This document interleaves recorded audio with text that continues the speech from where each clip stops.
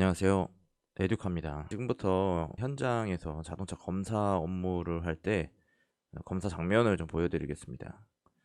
네, 두 가지 차량을 비교를 할 건데 기아 차하고 이제 쉐보레 차 디젤 매연 검사를 비교를 할 겁니다. 일단 영상을 한번 보시죠.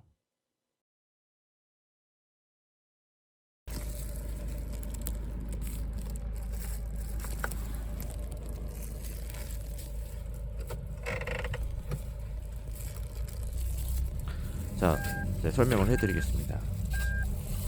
지금 이제 이 차량은 전륜구동 차량이에요. 소렌토고 2010년식입니다. 최초 등록일은 2009년 11월 20일이고요.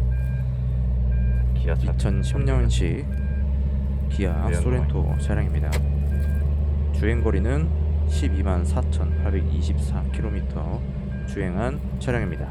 자, 이 차는 전륜구동 차량으로서 매연 검사를 실시하는데 검사 방법은 KD147이라는 방법으로 검사를 하게 돼요.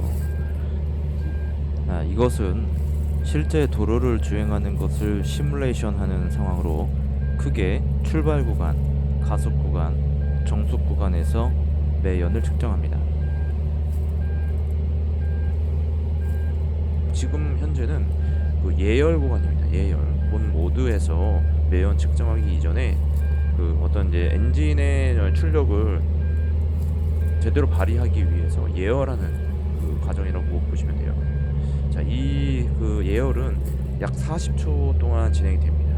근데 지금 실질적으로는 더 많은 시간이 소요되고 있어요. 왜냐하면 지금 화면에 이제 보시는 것처럼 이 그래프가 나타나는데 이때 이 파란색 그래프가 있습니다. 여기에 이 모양이 계속 그 꼭지점이 형성되는 모양을 볼 수가 있어요. 이것은 출력이 그 올라갔다가 떨어졌다, 올라갔다 떨어졌다 이것을 반복하고 있는 겁니다. 이 동력계라는 이 롤러 위에서 어떤 이제 부하가 작동되고 있는데 이것을 차가 온전히 받아내고 있지 못하기 때문에 이런 현상이 나온다고 볼 수가 있는데요.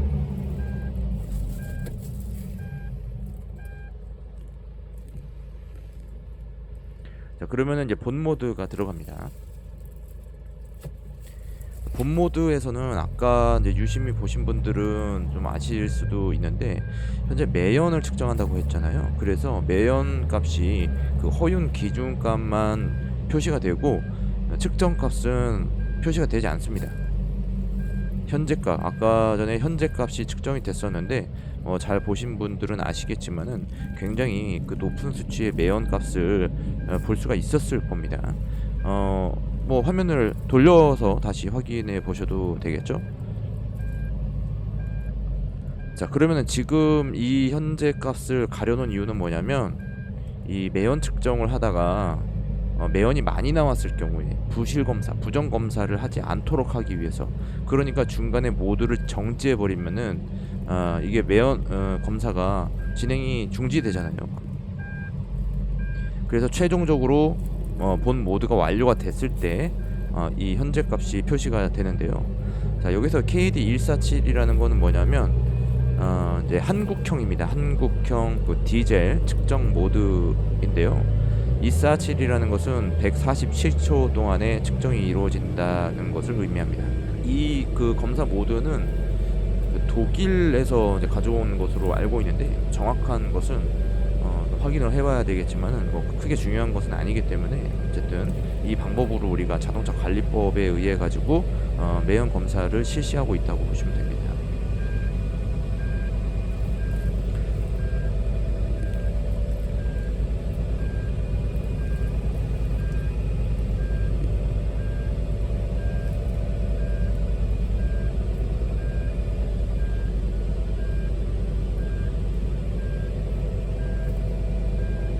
자, 지금 이제 시간이 117초가 지나고 있어요. 120초 지났습니다. 자, 이제 또 이제 화면을 보시면 아시겠지만 제가 이것을 얘기하려고 하는 것은 뭐냐면 그 조향성에 관해서 말씀을 드리려고 하는 거예요. 굉장히 핸들이 많이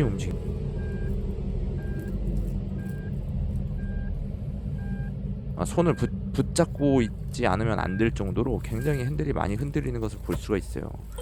자, 이것은 그 심의 또는 뭐 킥백이라고 하는 그런 용어를 들어가지고 이게 거꾸로 올라오는 그런 현상을 의미하는 것이거든요. 자, 이렇게 해서 이제 본 모드가 완료가 됐습니다. 자, 한번 핸들을 한번 유심히 이제 보시면 됩니다. 이것도 이제 영상으로 다시 확인을 할 수가 있는 거니까 잘 확인을 못 하신 분들은 되감기 다시 돌려가지고 다시 한번 확인해 보시기 바랍니다. 핸들이 굉장히 많이 움직이는 것을 확인할 수가 있을 겁니다. 자, 그러면은 이제 두 번째로 이제 같은 날에 이제 촬영을 한 건데요. 이제 크루즈 차량입니다. 2.0 디젤이고요. 똑같이 이제 전륜 구동 방식이기 때문에 KD247을 이용해 가지고 매연 측정을 하게 됩니다. 다시 이제 출발을 하게 되고 50km 속도를 이제 유지하게 되는데 이제 여기서는 예열 모드로 들어가게 되겠습니다. 자, 사이드 브레이크를 이제 올리고 그러면 뒷바퀴가 잠겨 있겠죠. 이런 상태가 되는데 앞서 했었던 소렌토도 사이드 브레이크를 이제 잡고 진행을 했습니다. 자, 원칙적으로 보자면은 이제 고인목이라든지 또는 뭐 슬링이나 항공 배트를 이용해 가지고 차량을 완전히 고정된 상태에서 측정을 할 수 있는데 그렇게까지 하지 않는 것이 일단 현실입니다. 어쨌든 그럼에도 불구하고 지금 잘 보시면은 핸들을 거의 잡고 있지 않은 상태예요.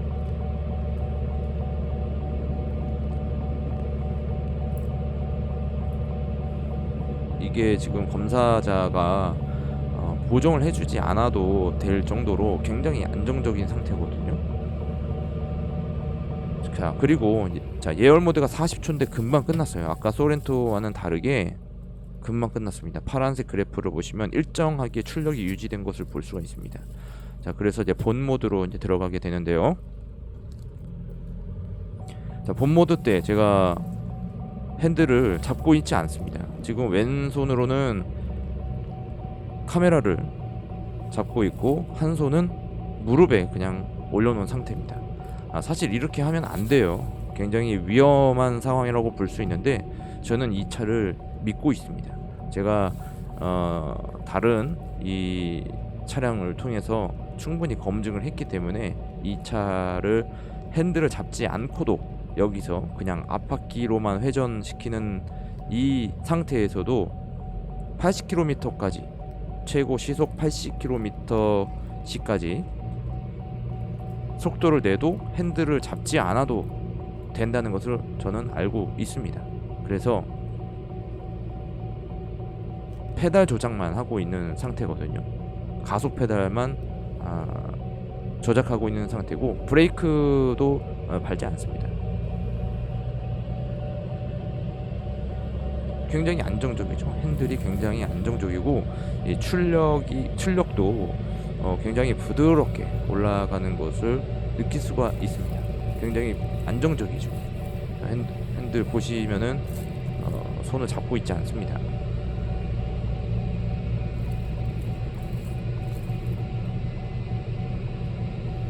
자, 이것은 어떤 이제 조향 장치를 어떻게 만드느냐에 따라서 이것이 달라진다고 볼 수 있는데 아주 싸게 만들면은 이런 겁니다. 자, 싸게 만들고 좋게 비싸게 만드는 건 무슨 차이냐면 만약에 비싸게 만든다. 그럼 핸들을 돌려서 바퀴를 돌릴 수 있지만 바퀴가 돌아가는 것이 핸들을 돌릴 수 없게 만드는 것이 좋게 만드는 것이고요. 좀 값싸게 만드는 방법은 바퀴가 돌아가는 것이 핸들을 움직일 수 있도록 하는 겁니다. 그것은 값싼 기술이에요. 그러니까 기술이 많이 들어가지 않은 겁니다. 앞서 이제 보셨던 소렌토가 그런 경우가 되겠고요. 지금 이 크루즈는 소형 차임에도 불구하고 그런 아주 기본적인 것에 충실하고 있다. 이렇게 볼 수가 있죠. 자, 본 모드가 끝났습니다. 자, 이렇게 해가지고 이제 검사가 완료가 됐는데, 자, 보시면 어떻습니까? 자, 결과가 어떻게 났나요? 최종적으로 여기서 이제 두 가지를 알 수가 있잖아요. 한 가지는 조향 장치의 어떤 기능이나 또는 뭐 어떤 좋게 만드는 정도가 좀 차이가 느껴지시죠? 그리고 또 한 가지 중요한 게 있습니다. 뭐 조향 장치는 그렇다 쳐요. 여기서 자동차 검사하는 데 있어 가지고 부적합 사항은 아닙니다. 그렇죠? 그런데 소렌토를 검사하고 완료가 됐을 때는 이 화면에 표시되기로는 부적합이 나왔어요. 부적합. 뭐가 부적합이 됐냐면 매연이 부적합이 됐습니다. 그러니까 여기서 요구하는 허용 기준이 15%였어요. 이 15%라는 건 뭐냐면 매연 측정기는 광투가식 매연 측정기를 사용합니다. 그래서 이제 한쪽에서 이제 한쪽으로 포토 스위치죠. 그러니까 이제 빛을 보내 가지고 거기에 얼마만큼 그 면적이 가려지느냐를 가지고 판단을 하는 겁니다. 그러면 이 측정 결과를 보시면은 54%라는 것을 알 수가 있어요. 그럼 이 전체 면적에서 이 매연이 이 면적의 54%를 가리고 있다. 가려버렸다. 그래서 빛의 투과가 46%밖에 통과가 되지 않았다. 이것을 의미하는 겁니다. 그러면은 매연 그 PM, 이게 검댕이죠. 검댕이. 이것이 많이 나왔다. 이렇게 이제 판단을 할 수가 있는 겁니다. 그래서 이 차는 그러니까 소렌토는 매연이 많이 나온다라는 것을 알 수가 있어요. 매연이 많이 나오고 안 나오고는 어떤 이제 주행거리라든지에 따라서 또 차이가 있을 수 있습니다만은 이 차 두 가지 차는 그렇게 많이 차이가 나는 차가 아니에요. 그러니까 연도로 봤을 때 많이 차이가 나지 않습니다. 그렇다 하더라도 많이 난다 하더라도 이것은 이제 성능 저하가 일어나고 있다는 건데 이것을 고스란히 소비자가 떠안아야 되는 그런 일이거든요. 이 쉐보레 차들은 오래된 차들을 검사를 해봐도 매연이 거의 나오지가 않습니다. 그런 이제 DPF라든지 혹은 분사 장치를 통해 가지고 이 매연을 발생시키는 그 정도가 확실하게 그 현대 기아차보다는 적어요. 그만큼 그 기술을 적용하는 데 있어 가지고 더 고도의 기술을 적용했다고 얘기할 수 있을 것 같습니다. 현대 기아차들 뭐 제가 다른 영상에서도 뭐 매연이 많이 나오는 거를 보여드리기는 했지만 이렇게 매연이 많이 나와요. 그럼 이거 또 수리하러 가야 되고 그러면 다 이거 차주가 다 수리비 떠안아야 되는 겁니다. 그냥 공짜로 해주지 않아요. 이겁니다. 이런 차이가 있어요. 그리고 또 이제 조향 장치에 대해서 얘기를 해야 되는데 이게 이제 심의라든지 또는 이제 킥백과 같은 그런 현상을 종합적으로 설명할 수 있는 거거든요. 이것이 그 이제 어떤 기술을 적용하느냐도 분명히 차이가 있어요. 요즘 들어가지고 현대 기아차들이 그 MDPS를 컬럼식에서 렉 피니언 타입으로 좀 변경을 해가지고 적용을 하고 있는 것으로 알고 있는데 쉐보레 차들은 특히 아까 보셨던 크루즈 같은 경우에는 이미 뭐 10년도 넘었어요. 한 13년 전부터 그러니까 라세티 프리미어가 나올 때부터 이미 그 RMDPS를 적용을 해가지고 속도 감응식으로 감쇄가 되는 담력이 조절되는 그런 장치를 적용을 이미 했었거든요. 근데 현대 기아차들은 그 컬럼식 CMDPS를 뭐 2010년대 중반 후반까지도 계속 그것을 적용해가지고 말이 많았잖아요. 그런 차이입니다. 그러니까 근데 가격은 더 비싸요. 현대 기아차가 한동안 더 비쌌어요. 그런 이제 값싼 부품이나 최신 기술이나 더 좋은 기술을 적용하지 않고도 더 비싼 가격으로 자동차를 판매를 했다고요. 그래서 그것이 자꾸 문제가 되니까 글로벌 시장에서도 밀려나는 겁니다.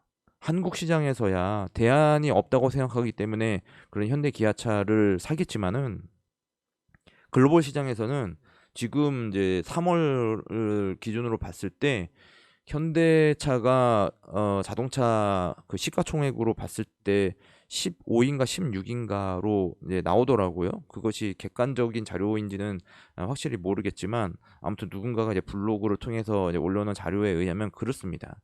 그러니까 계속 밀려요. 그런 어떤 기술력의 적용에 있어가지고 계속 한 발씩 늦는 거죠.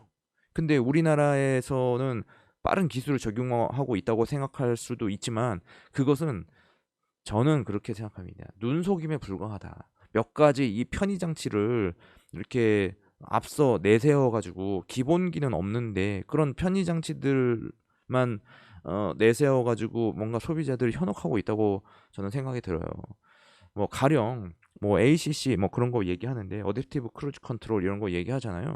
근데 제가 뭐 쇼츠로도 올려놨지만 이 현대기아차의 이 PID 제어가 좀 불안정한 측면이 있습니다. 이 PID 제어라는 것은 뭐냐면 그 크루즈 컨트롤을 하게 하는, 그러니까 그 크루즈 컨트롤 속도를 일정하게 유지하는 그 방식이 뭐냐면 연료 분사를 조절하는 거예요. 그러니까 속도하고 그 속도와 속도, 그러니까 세팅한 속도하고 현재 속도를 비교해서 계속 피드백하는 과정을 통해 가지고 연료 분사량을 조절하는 겁니다. 근데 제가 뭐 정확하게 이 내용은 알 수는 없지만 제가 그 추측하고 예상하기로는 이 연료의 분사의 방식이 그 일정하게 분사하지 않고 양을 조절하는 것이 아니라 듀티, 그러니까는 오프 시켜 버리는 겁니다. 연료를 온 했다가 오프 했다가 하는 방식으로 그런 PID 제어를 하는 것 같아요. 그러니까 지금 최신으로 나오는 그런 자동차는 어떤지 모르겠지만 제가 분석한 자동차에 한해서는 어쨌든 그렇습니다. 그러니까 그 당시에 그 최신 기술로 적용되어서 나온 그런 차량들, 그러니까 어댑티브 크루즈 컨트롤이 아닌 그냥 크루즈 컨트롤이라 하더라도 그 제어 방식이 완전하지 않은 방식을 사용했었다. 그러면서 그것이 최신 기술이고 좋은 기술이라고 소개하면서 그것으로 어떻게 보면 좀 현혹을 시킨 거죠. 그래서 쉐보레는 그것을 쓰지 않습니다. 완전하게 어떻게 보면 최적화되지 않은 상태에서는 이것을 출시를 하지 않아요. 왜냐면 그것 때문에 굉장히 욕을 많이 먹었거든요. 이미 그거로 인해 가지고 어떤 이제 파산의 위기까지 가고 그랬기 때문에 최근 2010년대 이후로는 그렇게 뭐 불안정한 기술을 쉽게 아무 그 대중적인 차에다가 많이 팔 수 있는 그런 차에다가 적용을 하지 않아요. 그러니까 테스트카, 그러니까 뭐 스포츠카라든지 뭐 콜벳이라든지 혹은 카마로 뭐 이런 차에다가 최신 기술을 먼저 적용하고 그것을 통해서 얻는 데이터베이스를 가지고 일반 그 소비자에게 팔 수 있는 그런 차에 적용을 하기 때문에, 그래서 기술의 적용이, 그러나 편의 장치의 적용이 좀 늦어요. 현대 기아차에 비해서는 확실히 늦습니다. 그거는 그 최적화시키고 안정화시키는 기간이 있기 때문에 그렇습니다. 근데 확실하게 결론적으로 봤을 때는 그 기능이 들어가고 나면은 그 기술은 현대 기아차보다는 확실히 좋다고 저는 그렇게 느껴집니다. 그렇게 생각을 해야 돼요. 그래서 이제 CMDPS를 적용했던 현대 기아 자동차가 왜 RMDPS를 적용을 했느냐. 그게 단가 RMDPS가 더 비싸요. 가격 측면에서 단가가 더 고가인 고급 장비입니다. 그럼에도 왜 그걸 했느냐. CMDPS가 문제가 많았거든요.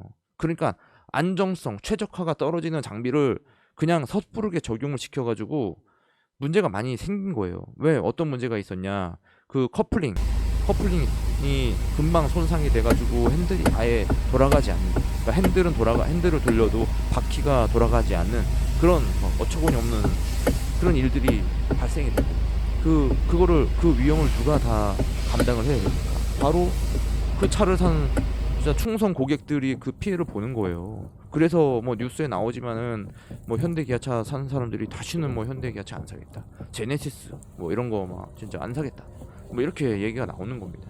근데 그거를 뭐 겪어보지 않은 사람들은 뭐 계속 뭐 로열티를 가지고 살 수도 있어요. 하지만 이제 차를 조금 알고 좀 타본 사람이라면 나는 이게 자국의 이 자동차를 뭐 이렇게 까고 싶진 않아요. 정말 사람들을, 소비자를 현혹하거나 혹은 속이고 있다, 나는 그렇게 생각을 합니다. 그래서 현대 기아차를 운용하지 않지만 그럼에도 불구하고 앞으로도 그것을 이용할 일은 별로 없을 것 같다는 생각이 들어요. 자, 이렇게 이거를 이제 설명하기 위해서 좀 고민을 많이 했습니다, 사실. 이거를 정말 이런 영상을 공개를 해야 될지 말아야 될지 정말 생각을 많이 했지만, 어쨌든 저는 뭐 어떤 면에서든 그 올바르게 합리적인 선택을 할 수 있도록 그 도움을 드리기 위해서 이렇게 이제 말씀을 드리는 거기 때문에 좋게 긍정적으로 받아주셨으면 하는 바람이 있습니다. 자, 그래서 뭐 쉐보레 차들을 꼭 사라고 강요하는 것은 아니지만 이런 점들이 있다는 것을 분명히 알고 또 차를 구매하시는데 참고가 될 수 있었으면 좋겠습니다. 기아차의 롤링 핸들이 너무 불안정.